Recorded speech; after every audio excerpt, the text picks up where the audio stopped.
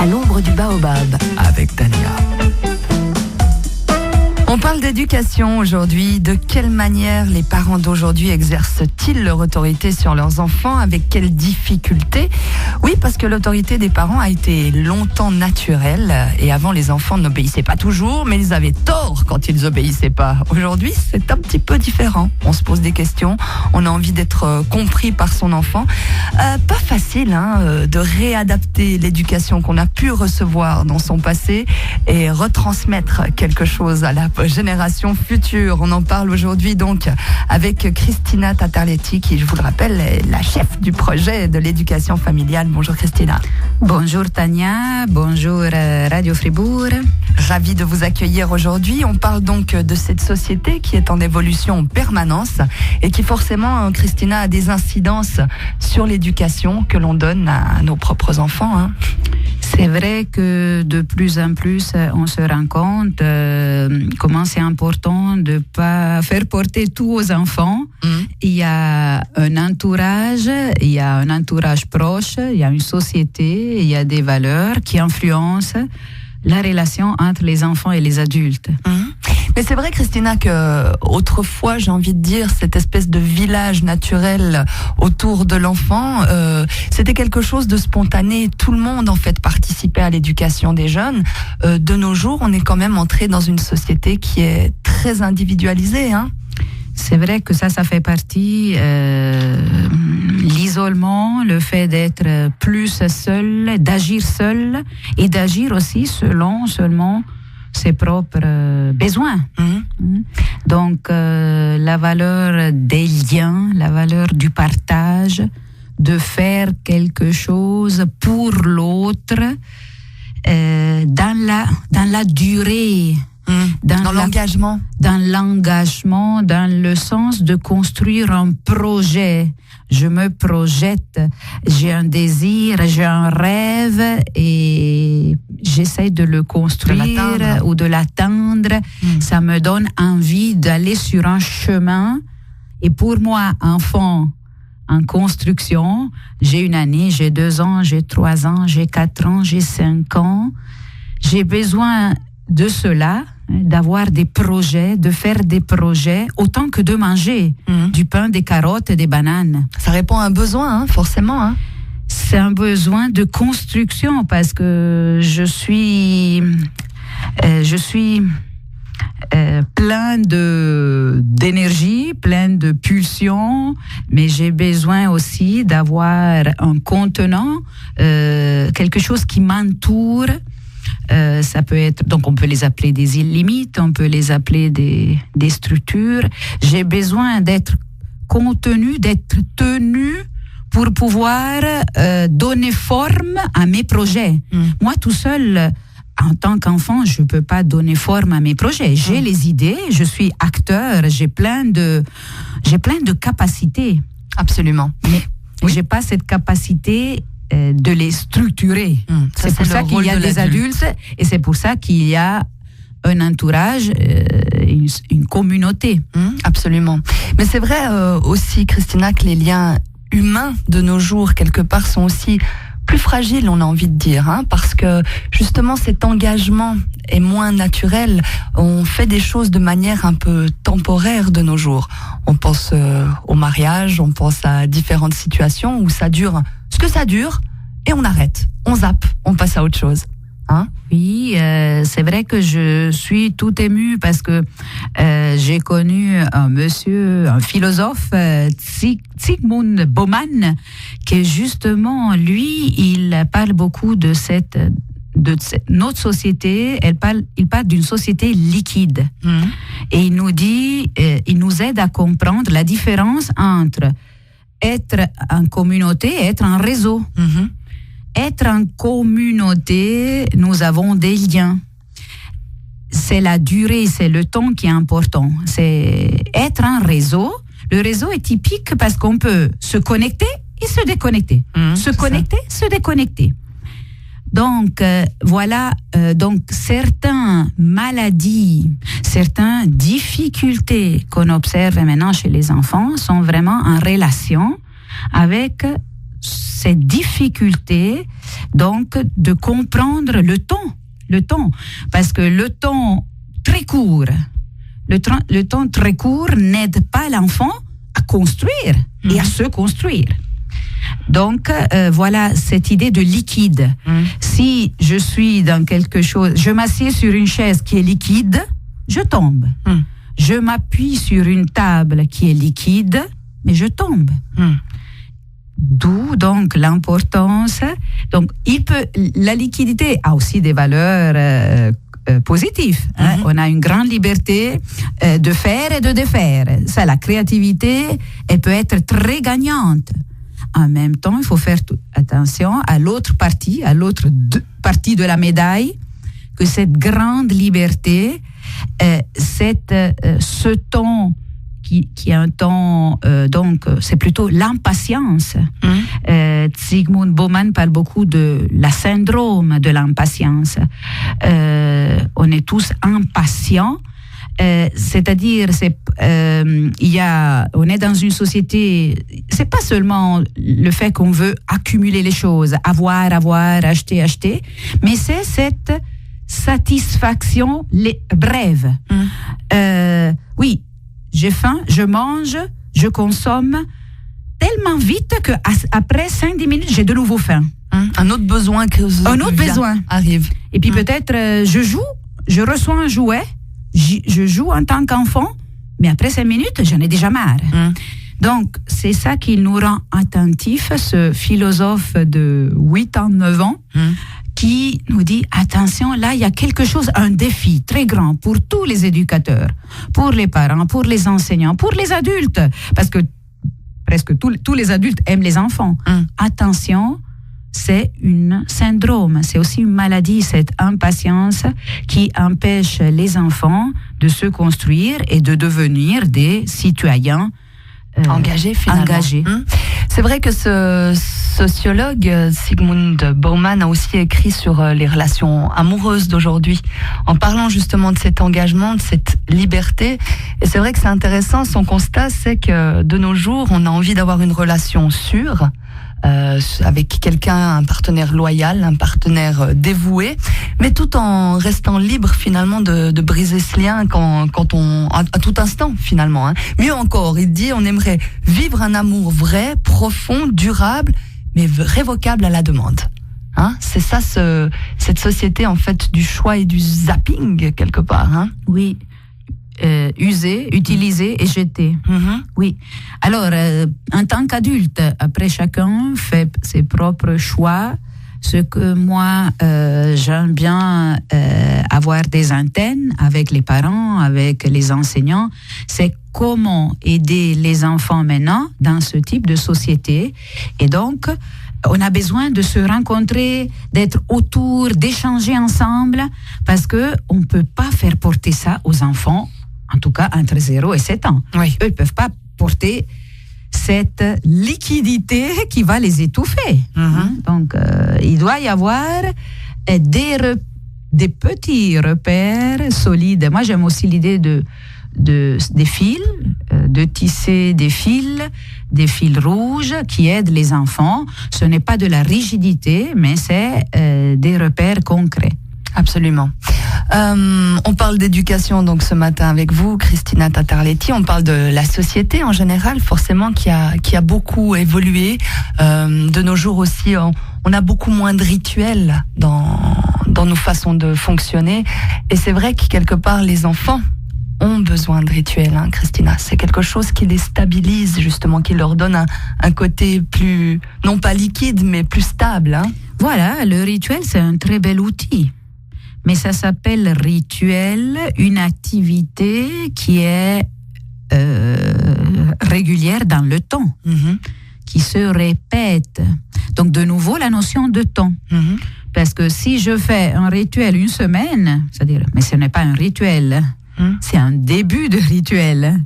Et le rituel, avec des jeunes enfants, au moins sur une année, parce que voilà, pour qu'on puisse l'appeler rituel. Oui, il y a besoin que ça se répète, forcément. Voilà, autrement, ça reste une activité, de nouveau, plutôt du style zapping. Donc voilà le rituel, mais le rituel peut être, par exemple, d'avoir une alternance dans la journée de séquences pour un enfant. Les séquences sont encore assez simples, c'est se réveiller, manger, jouer, participer à quelques activités comme ranger, puis après de nouveau dormir, jouer. Mais c'est vrai que ces séquences ont besoin d'être claires. Et là aussi, comment c'est important, si on est dans une séquence qui est jouée, si un enfant il a faim, un petit peu, c'est naturellement selon l'âge, mais si comme les activités de jouer ne sont pas très très longues à cet âge-là, mais il peut aussi attendre que va commencer l'activité de manger. Parce que s'il veut manger, il a le désir, le besoin de manger, mais tout de suite on lui donne à manger, lui il entre aussi dans une sorte de toute puissance, quelque part. Oui, dans cette impatience, j'ai un désir, j'y réponds tout de suite. Alors tout ça, c'est à mettre à comprendre selon l'âge, je dis bien. Mais en même temps, c'est déjà un exercice qu'on peut commencer déjà à 6 mois. De pas avoir peur qu'un enfant pleure parce que il a besoin tout de suite. C'est vrai, avec un bébé, on est à sa disposition, mais en même temps, lui, il est déjà il peut déjà apprendre aussi à attendre. Et en fait, c'est vrai que pour un parent, c'est très difficile d'entendre son enfant pleurer et de se dire non, il faut que je le laisse quand même encore un petit peu. C'est pas du tout dans l'idée, comme on l'avait autrefois, que pleurer, c'est bon parce que ça développe les poumons. Exactement. Ça n'a rien à voir avec ça. C'était des comportements qui pouvaient casser, on dirait, entre guillemets, la personnalité d'un enfant. Parce que c'est pas avec le marteau que les idées entrent dedans.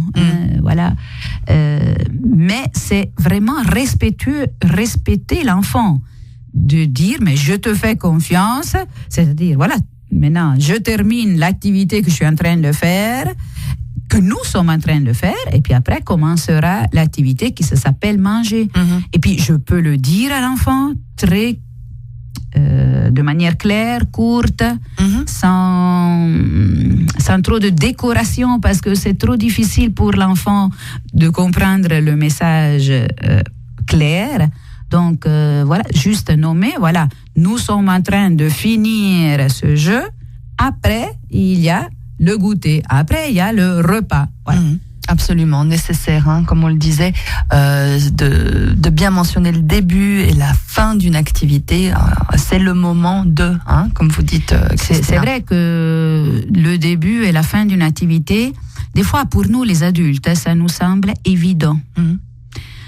De manière générale, même pour les adultes, il n'y a rien d'évident de nos jours, parce que nous avons tous des cultures et des vies différentes. Donc plus on est explicite, plus on dit les choses, moins il y a de risque de malentendu. Absolument. Donc déjà entre adultes, mais avec l'enfant d'autant plus, parce que lui, la notion du temps, il l'a pas encore. Il l'a construit vers les 5, 6, 7 ans. Mais c'est vrai que donc le fait de commencer, de savoir quand c'est le début d'une activité, quand c'est la fin d'une activité, mais pour l'enfant, c'est rassurant, c'est relaxant. Absolument. Ça nous met donc un cadre, comme on le disait tout à l'heure en début d'émission, dans cette société qui est de plus en plus liquide quelque part, parce qu'on a la liberté de faire des choix, mais parfois cette liberté nous coûte aussi. Et voilà que Zsigmond Bauman, lui, parle de solidité. Et il y a donc par rapport, les sociétés peuvent être ou liquides ou solides, et c'est vrai que avoir aussi une partie solide est très importante, et cette solidité vient des structures qu'on peut appeler cadre, qu'on peut appeler avoir l'autorité. Parlons d'autorité justement alors, Christina, parce que je le disais en intro de cette émission, c'est vrai que de nos jours, les parents sont assez déstabilisés, démunis. Ils ne savent pas vraiment quel style d'éducation choisir. Ce qui est normal parce que quand on devient parent, c'est un peu le moment d'un bilan, j'ai envie de dire. On regarde un peu ce qu'on a reçu soi-même. Quels ont été les points, on va dire, moraux importants, quelles ont été les valeurs importantes que l'on a reçues en tant qu'enfant, et qu'est-ce qu'on va finalement choisir de transmettre à ses propres enfants. Mais c'est vrai que c'est difficile parce que d'un côté, autrefois l'éducation était quand même très rigide, très dure. L'enfant n'avait pas sa place en gros, ou alors il était considéré finalement comme un grand adulte qui n'avait en effet pas son mot à dire et juste à suivre. Aujourd'hui, on tient beaucoup plus compte de l'intérêt, des besoins des enfants, mais ça nous demande évidemment de réadapter notre éducation. Oui, je pense qu'il y a des choses qu'on peut reprendre aussi du passé, parce que la continuité est toujours très intéressante. L'enfant, la place de l'enfant, si toute la famille ou toute la société donc ne prend pas au sérieux l'enfant, c'est sûr que les enfants se sentent pas bien. Mais aussi si tout l'entourage tourne autour de l'enfant, ça va pas non plus, c'est trop déstabilisant pour l'enfant. Alors maintenant, c'est vrai qu'il y a l'élément, on a fait l'émission intérieure, il y a aussi la consommation, il y a comment gérer les objets, gérer la publicité, comment tout ça, ce sont des grands défis. Des très grands défis, oui, absolument. Mais c'est vrai aussi que la grande question qui se pose de nos jours, Christina, c'est punition, pas punition, châtiment corporel, surtout pas. On sait plus trop, finalement, Christina. C'est vrai, l'autre jour, une maman m'a demandé « mais j'ai vu un livre qui s'appelle « Éduquer sans punir ». Voilà, c'est un livre très intéressant. J'encourage tout le monde à le lire. Mais au fond, le livre, il dit pas... l'idée, c'est d'éduquer. Et pour éduquer, on a besoin donc, de mettre des conséquences. Donc, c'est vrai que la différence, c'est une grande différence de mettre des punitions que l'enfant ne comprend pas, qui lui tombent sur la tête et qui ne l'aident pas à comprendre. Alors, mais quand on est un enfant, a besoin donc de savoir ce qu'il peut faire et ce qu'il peut pas faire. Et l'approche qui, en ce moment, aide le plus dans cette société, c'est une approche qui parle avec l'enfant pour pouvoir expliquer. Et puis l'enfant a des idées aussi. Lui, il peut lui-même adhérer à des propositions. Mais voilà, est-ce qu'on utilise combien l'iPad? On l'utilise quand? Voilà, souvent maintenant, les parents disent, mais voilà, c'est 1 heure par jour. Voilà, ils construisent cette règle, par exemple, avec leurs enfants. Alors maintenant, là, c'est un grand respect de l'enfant. Donc, alors, mais le grand travail, après, c'est... faire tenir la règle. Faire tenir cette règle. Et y mettre des conséquences si la règle n'est pas tenue. Exactement. Ça, c'est pour faire tenir la règle, il faut vraiment avoir ces conséquences-là. Mais c'est pour ça que c'est vrai... je reconnais, c'est plus fatigant actuellement parce que il y a des éléments comme la publicité, comme la consommation qui font qu'on doit être encore plus fort. Et puis c'est difficile d'être fort tout le temps. En tant que parent, on est aussi fatigué. Oui, c'est ça, je crois. On a l'impression qu'en tant que parent, on doit être des super papas, on doit être des super mamans. Super si on y arrive de temps en temps, mais la perfection n'est pas de ce monde, sinon ça se saurait. Et puis oui, un métier, ça s'apprend. Et puis tout comme les enfants, on devient parent en même temps que grandissent. Donc on fait aussi des pas en avant, on tombe, on s'achoupe, on a des doutes et ça fait partie de ce métier. Oui, et c'est comme ça qu'on devient vraiment parent. Donc d'où l'importance vraiment d'échanger le plus possible avec le père ou la mère de l'enfant, peut-être avec des voisins, avec des amis, lors des cafés parents, lors des rencontres avec les enseignants, avec les éducatrices de la crèche, avec les mamans de jour, les assistants parentales. C'est très important d'en parler parce que c'est comme ça que qu'on prend un peu d'énergie, qu'on reprend de l'énergie. C'est comme ça qu'on évite de tourner en rond. Absolument. Donc accepter finalement que par moments on peut se sentir débordé, qu'on est en recherche, c'est naturel, c'est pas qu'on est mauvais. Et c'est ça qui est le grand outil des parents d'aujourd'hui. D'être en recherche, d'être débordé, ça nous aide pour dire mais maintenant voilà, pendant 6 mois j'ai changé, maintenant je vais utiliser cet outil-là, par exemple. Je vais donner plus d'importance, par exemple, au rituel maintenant, par exemple. Une solution ou quelques pistes que l'on peut vous donner concernant cette autorité, concernant les punitions et ses conséquences. Moi, j'ai envie de dire la première des choses, Christina, parce que c'est très différent quand on s'occupe des enfants des autres et quand on s'occupe de son propre enfant. Avec les enfants des autres, on a une patience qui est quand même, me semble-t-il, beaucoup plus grande. Pourquoi ? Parce que avec nos propres enfants, il s'agit d'événements qui se répètent et qui sont donc lassants, on est bien d'accord. D'où l'importance, j'ai envie de dire, Christina, quand on est avec son propre enfant, qu'on sent que la tension monte, qu'on va pas arriver à obtenir ce qu'on souhaiterait, au lieu d'être dans une espèce d'ascension de cris, vaut mieux finalement se prendre un moment, se dire, ok, va un moment dans ta chambre, moi je vais dans la mienne, ou je ne sais quoi, mais tout d'abord se poser un petit coup. Je crois que ça c'est le plus important, parce qu'on monte vite, par expérience. Oui. Et puis ça peut continuer jusqu'à aussi quand les enfants ont 20 ans. Ah oui, ça peut durer longtemps tout ça. Mais c'est un outil d'hygiène de vie. Voilà, apprendre ce fameux stop. Il est très respectueux, le stop. Parce que je respecte l'autre, mais je me respecte aussi. Très important, évidemment. Parce que on n'est pas content quand ça dégénère. Ni l'un ni l'autre. Oui, non. Et puis, voilà. Et puis, ce stop, je trouve ces 4 lettres, c'est dans beaucoup de langues. On peut l'appliquer à la sauce qu'on veut, mais c'est un outil sans lequel on pourrait, c'est-à-dire on n'avance pas, on progresse pas comme développement personnel. Absolument.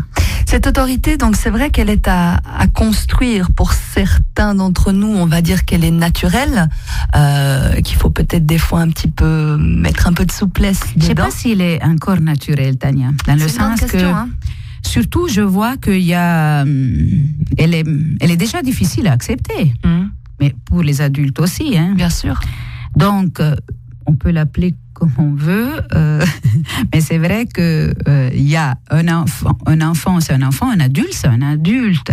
Comment faire la différence de ces 2 rôles? Comment donner envie à l'enfant de grandir? Donc, il a besoin devant lui des adultes qui lui donnent envie de devenir adulte. Donc, qui ne sont pas au même niveau que l'enfant, mais qui ont des capacités de bienveillance, de compréhension et d'autonomie et de limites supérieures. Et donc, voilà, il y a déjà tout un travail à comprendre et à vivre le cadre, que le cadre n'est pas quelque chose qui brime, l'autorité ne brime pas. Elle rassure. Et ça, je pense qu'il y a un grand travail à faire pour tous les adultes de maintenant. Et donc, c'est pour ça que je te dis, aussi pour moi-même, des fois je doute encore, c'est-à-dire quand je suis devant avec un enfant et je suis en train de mettre un cadre, il y a un moment d'hésitation, je me dis, voilà, ce qui est bien aussi, je pense que c'est attention comment mettre le cadre, puis je vois qu'il faut tenir, et puis c'est souvent, après 2 heures, on voit le résultat. Absolument. Parce que l'enfant qui court dans nos bras et puis qui a compris, qui est totalement léger, il est enraciné, en sécurité, mais parce qu'on a tenu un cadre. Lui, il a peut-être fait une grande crise, mais il s'est reconstruit. Et ça, avec des enfants de 0 à 7 ans, on peut le voir en 2 heures. D'où l'importance donc d'assumer les consignes que l'on donne et les conséquences que l'on a dites à l'enfant aussi. S'il ne respectait pas cette consigne-là, il y aurait telle conséquence. L'importance de les garder, parce que c'est vrai que céder va faire que renforcer les caprices de l'enfant, il va se sentir encore moins en sécurité, donc tester toujours la limite plus loin, ce qui est absolument normal. C'est un exemple tout simple, le ranger, on doit le faire beaucoup de fois. Et donc, voilà, c'est des petits gestes. Donc, oui, c'est vrai, je commence à ranger avec l'enfant. Mais l'enfant, il doit au moins ranger une ou deux pièces. Absolument. Mais pas 0 pièce. Parce que s'il range 0 pièce, c'est-à-dire, lui, au fond, il nous donne une apparence de force, parce qu'il est tout fier, assis sur le canapé. Peut-être il essaie un peu de narguer. Mais il est dans un inconfort. Il est en train, parce qu'il ne sait pas comment lui adhérer à la consigne à ranger. Donc en le guidant, on peut le prendre, on peut l'amener vers le feutre qui est ouvert, mais prendre le feutre, prendre le capuchon, il ferme. Donc nous on l'aide. Donc pour moi ça c'est que il a déjà collaboré à ranger. Absolument. Donc parce que c'est mieux de terminer cette action au moins par un geste de guidance qui veut dire j'ai rangé, même si l'adulte m'a aidé à le faire, mais en même temps j'ai bel et bien fait quelque chose. La consigne a été respectée. C'est vrai aussi, Christina, que quand on pense à la vie d'un parent avec un jeune enfant, c'est vrai que la routine quotidienne, elle a un peu un effet d'usure. Et puis on a l'impression parfois, en tant que parent, de dire non tout au long de la journée, en permanence. D'où l'idée, finalement, de regarder parmi tous ces noms, lesquels sont les plus importants, pour lesquels est-ce que ça a réellement une valeur pour nous. Il n'y a pas besoin de dire non, surtout pour un enfant, ce sera peut-être trop de devoir respecter toutes ces consignes-là. Mais choisir vraiment celle qui nous semble capitale, ça c'est une des clés. Oui, Tania, c'est vrai, trop de noms. Tue le nom. Tue le nom, il n'y a plus de nom.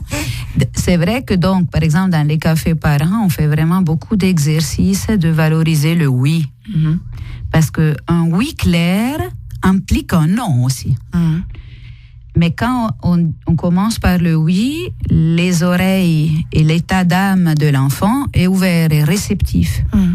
Donc après, c'est vrai que les non auront plus d'effet aussi. Absolument. Pour ou contre la punition, alors peut-être ce que nous avons envie de dire par rapport à ça, c'est que dans un idéal, il faudrait que la punition, elle soit sous une forme peut-être de réparation, ou peut-être d'aide ou de soutien pour une tâche, enfin quelque chose qui soit utile, qui a du sens. Bien sûr qu'il y a la punition de dire ok, maintenant tu t'es trop excité, c'est trop loin, tu vas te mettre un moment là dans ta chambre. Ça c'est la conséquence, c'est vraiment la conséquence. C'est vrai que je m'encourage à pas parler de punition parce que vraiment la punition nous met trop dans un esprit, dans une attitude de pouvoir aussi. De pouvoir, de vengeance, de dénigrement. De non-contrôle de nos propres sentiments. Donc c'est vraiment la conséquence, on appelle la sanction parce que c'est éducatif. Mais c'est éducatif, l'enfant peut-être il comprend pas, mais nous, ça doit être clair pour nous que c'est une conséquence qu'on avait parlé avec l'enfant. Et on la met en place et l'enfant comprendra après. Absolument. On attend donc plein de retours sur ces expériences de compréhension après le stop, après la conséquence. C'est des moments magiques que je nous souhaite de vivre et de nous émerveiller toujours sur cette capacité rapide d'apprentissage que nous avons les humains. Je vous rappelle bien sûr que si vous avez envie d'échanger concernant votre métier de parent, si vous avez envie de prendre des idées des autres, parce que finalement c'est comme ça aussi qu'on construit la propre éducation que l'on veut donner à ses enfants, je vous invite à aller sur le site www.educationfamiliale.ch. Ici vous avez toutes les dates des conférences.